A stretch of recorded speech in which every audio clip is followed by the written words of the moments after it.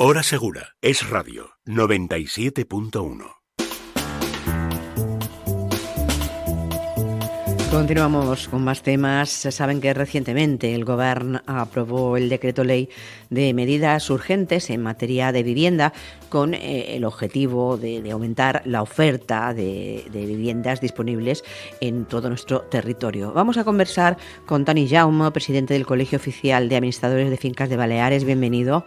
Bien, ¿Qué tal? ¿Qué tal? Yo creo que podemos abordar el tema perfectamente con él porque, los administradores de fincas sois un colectivo con un amplio conocimiento en materia de vivienda y su repercusión en los ciudadanos. Entonces, podemos desgranar un poquitín, no en su totalidad, porque Así sería muy complicado, pero sí quizá los cambios o las medidas que afectan más a lo que serían las comunidades de vecinos.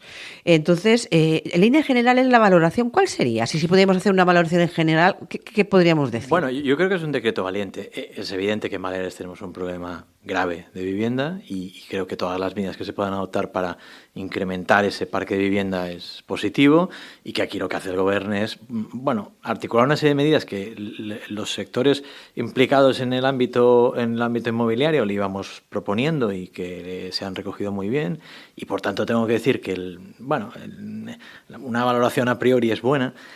Aunque creo que el límite de este decreto será, y lo comentaremos si quieres después, el hecho de que las viviendas resultantes sean viviendas de precio limitado. Que veremos Esto creo que es el bozo que sí. Haremos un poco de análisis a tres medidas concretas que afectan más a las comunidades, que sería el cambio de uso de locales existentes a viviendas, la división de viviendas existentes para crear nuevas viviendas y el aumento de la edificabilidad en altura. Yo creo que esos son las tres que afectan más a las comunidades. Empezamos con el cambio de uso de locales comerciales, administrativos. Despachos, sí. Es decir, aquí lo que hace el Gobierno es coger el parque inmobiliario actual y decir cómo podemos aprovechar ese parque inmobiliario actual y sobre todo pues adaptarlo a usos que son más necesarios hoy y que lo son menos y que lo son menos en otros aspectos. Por ejemplo, el tema de los cambios de uso de locales, que cuando decimos locales tenemos que entender locales, pero también despachos en entreplanta.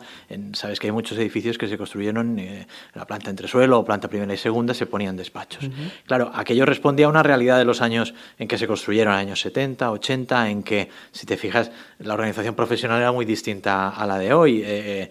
Pues cada profesional era un despacho, un abogado un despacho, un administrador un despacho, un arquitecto un despacho. Hoy en día nos agrupamos profesionalmente, vamos a los polígonos, los profesionales, muchos teletrabajan porque muchas profesiones lo permiten, entonces se necesita menos ese uso. Y ocurre también en los locales comerciales que en determinadas zonas comerciales o en determinadas zonas de la ciudad pues no tienen esa salida comercial porque no hay esa demanda, el comercio se ha concentrado en una serie de calles de las ciudades y entonces lo que hace el Gobierno es decir, si usted tiene un local o un despacho en un edificio, con este decreto y con una serie de condiciones puede hacer un cambio de uso, es decir, lo puede convertir en vivienda. Eso sí, y esto con todas las medidas, te pone una serie de limitaciones. Esa vivienda será una vivienda, lo que se llama una vivienda de precio limitado, que esencialmente implica dos cuestiones. Una, que el que vaya a utilizar esa vivienda, sea el nuevo comprador, sea un inquilino, no puede tener otra vivienda en propiedad, y lo diremos así en forma amplia. ¿Por qué? Porque está pensado para que esas viviendas nuevas que se generen para un sector de la población pues que tenga una necesidad de acceso a la vivienda. Pues no sea un señor que tenga 10 viviendas, pues tendría 11. No, se trata de que tenga acceso ese sector de la población y además tendrá un precio limitado. Es decir, que no lo podremos sacar al mercado pues al precio que el mercado nos permita, sino que el Gobierno nos pone unas tablas un poquito más altas que las viviendas de protección oficial.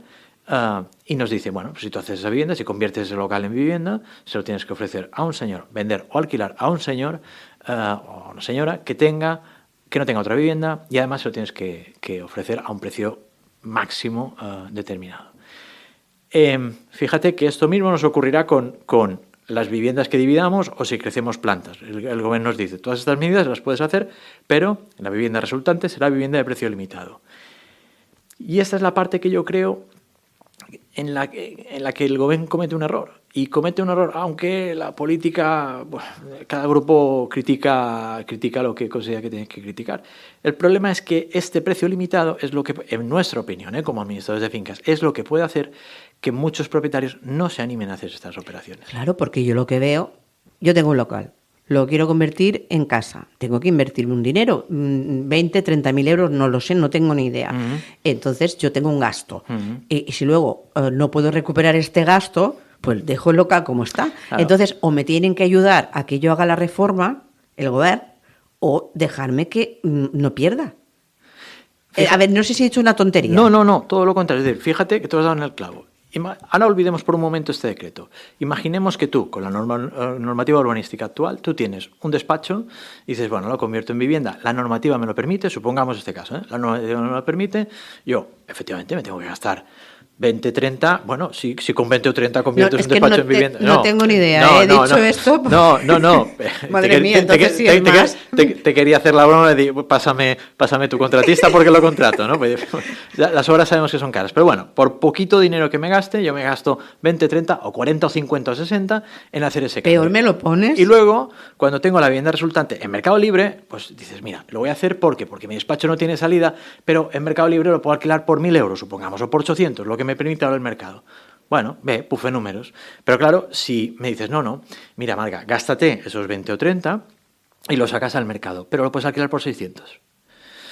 Cuidado, porque entonces los números a lo mejor no me empiezan, no me salen. Claro. Yo vivo la otra de las medidas y si quieres vamos a ella. Sí, vamos a ella. La división de las viviendas. Yo vivo en un piso grande, antiguamente se hacían los pisos más grandes que hoy, y vivo en un piso pues de 160, de 140 metros, de 120 incluso, pero y digo, bueno, este decreto me permite dividirlo. Bueno, no es un mal planteamiento. Es decir, yo vivo en un piso más grande de lo que yo vivía con mi mujer y mis hijos. Ahora ya mis hijos se han ido, nos sobra casa.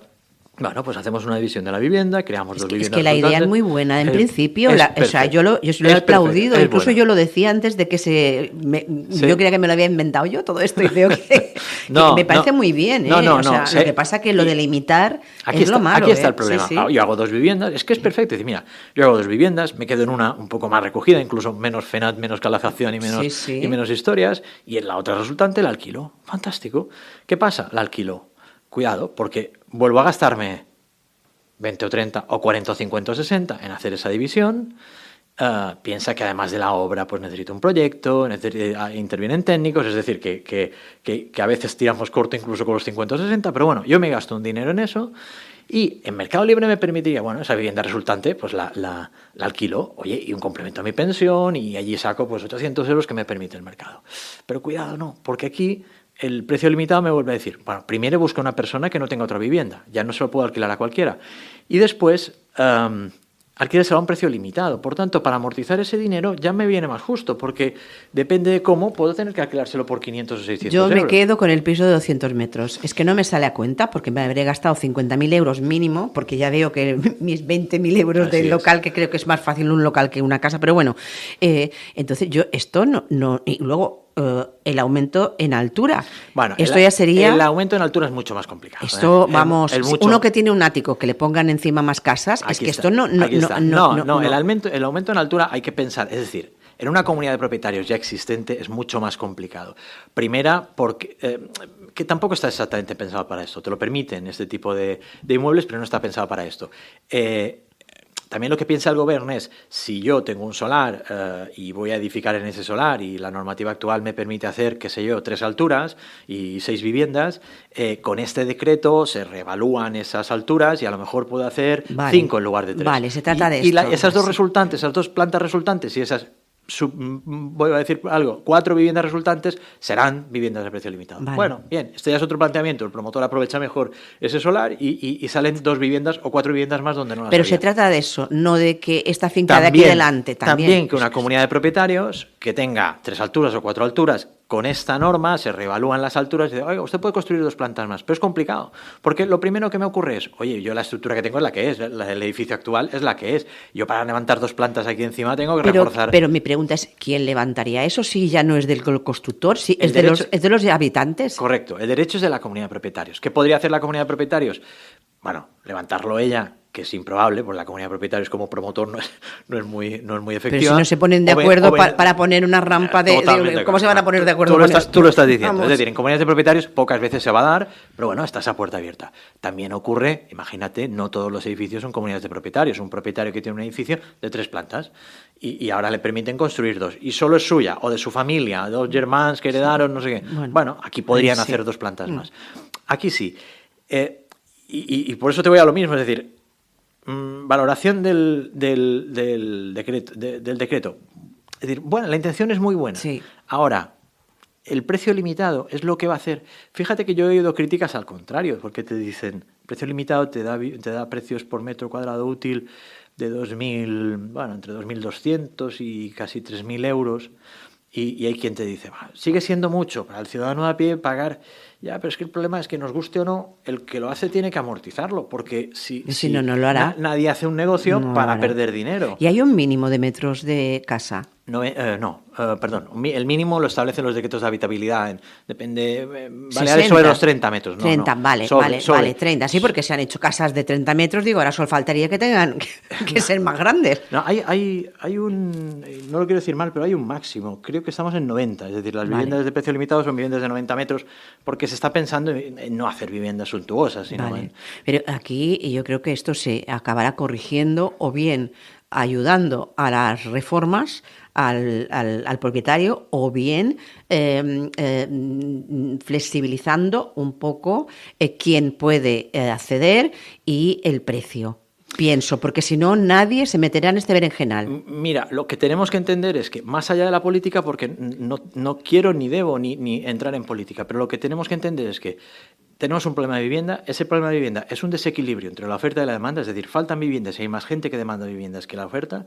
Y si no ayudas a la oferta, es decir, si no ayudas a que salgan viviendas, seguirás teniendo ese desequilibrio. Claro, lo que yo lo veo que si quiero hacer algo de esto tengo que invertir un dineral y luego no puedo recuperar al menos lo que me he gastado, no lo voy a hacer. No lo vas a hacer. Entonces, correcto. Si no se corrige esto, ¿y se sabe ya cuántas peticiones ha habido para hacer? Esto ya sé que no te lo tengo que preguntar a ti, Toni, pero ¿tenéis idea? No, y no creo que se sepa, y te diré porque tardará un tiempo en saberse, porque lo primero de todo, estas medidas que establece el gobierno las establece por 2 años. Porque lo que quiere es que quien esté dispuesto o interesado en hacer esto lo haga en los próximos 2 años, es decir, acelerar el proceso. Cuantas más salgan, mejor. Luego, si alguien está haciendo esto, lo primero que hace es ir al ayuntamiento, pedir una licencia de, esto, pedir permiso a la comunidad de propietarios, etcétera. Esta es otra. Es decir, en algunos de estos casos, el cambio de uso de vivienda local no necesita, salvo que haya una prohibición específica en los estatutos, no necesitas un acuerdo, pero sí lo necesitas para dividir la vivienda. O sea, para poner de local a vivienda no se necesita permiso de la comunidad. Salvo que haya una prohibición específica.